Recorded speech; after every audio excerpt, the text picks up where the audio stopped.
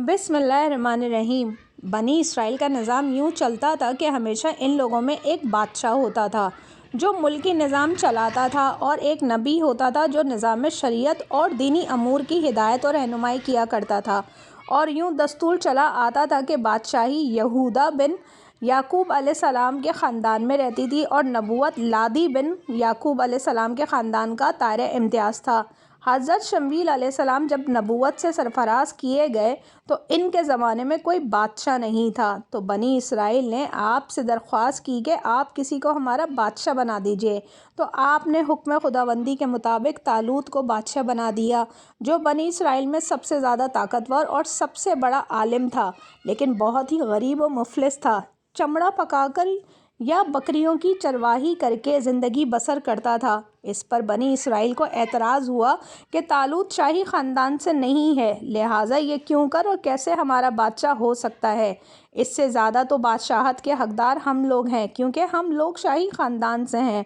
फिर तालूत के पास कुछ ज़्यादा माल भी नहीं है। एक गरीब और मुफलिस इंसान भला तख्ते शाही के लायक क्यों कर हो सकता है।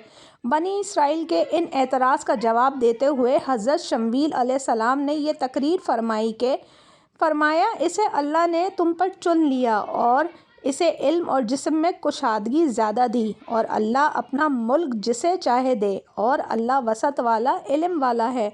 और इनसे इनके नबी ने फरमाया, इसकी बादशाही की निशानी ये है कि आए तुम्हारे पास ताबूत जिसमें तुम्हारे रब की तरफ से दिलों का चैन है। सूरह बकरा आयत नंबर 247 और 248। चुनाचे थोड़ी ही देर के बाद 4 फरिश्ते संदूक लेकर आ गए और संदूक को हज़रत शमूएल अलैहिस्सलाम के पास रख दिया।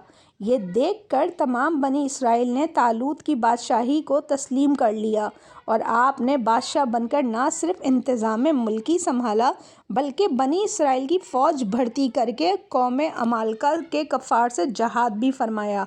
अल्लाह ताला ने इस वाक़े का ज़िक्र कुरान मजीद में फ़रमाते हुए इस तरह इरशाद फरमाया, जिसका तर्जुमा ये है, और इनसे इनके नबी ने फरमाया कि बेशक अल्लाह ने तालूत को तुम्हारा बादशाह बनाकर भेजा है। बोले, इसे हम पर बादशाही क्यों कर होगी, और हम इससे ज़्यादा सल्तनत के मुस्तहिक हैं, और इसे माल भी वसत नहीं दी गई है। फरमाया, इसे अल्लाह ने तुम पर चुन लिया और इसे इल्म और जिस्म में कुशादगी ज़्यादा दी गई है, और अल्लाह अपना मुल्क जिसे चाहे दे, और अल्लाह वसत वाला इल्म वाला है।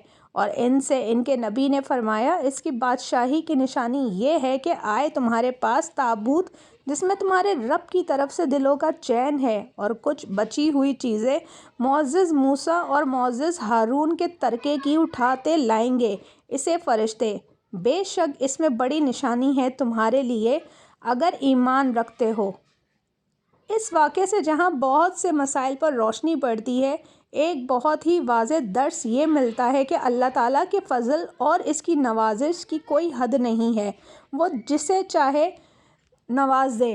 वो चाहे तो छोटे से छोटे आदमी को मिनटों बल्कि सेकंडों में बड़े से बड़ा आदमी बना दे। देख लो, हज़रत तालूत एक बहुत ही कम दर्जे के आदमी थे, और इतने मुफलिस थे कि या तो वो दुबकर थे जो चमड़े के दबागत देकर अपनी रोज़ी हासिल करते थे, या बकरियां चलाकर इसकी उजरत से गुज़र बसर करते थे, मगर लम्हा भर में अल्लाह ताला ने इन्हें साहिब तख्त व ताज बनाकर बादशाह बना दिया।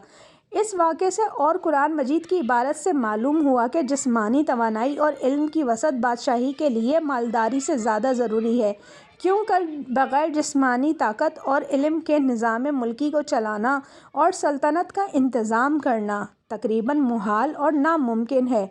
इससे ज़ाहिर हुआ कि इल्म का दर्जा माल से बहुत ज़्यादा बुलंद तर है। सुभान अल्लाह।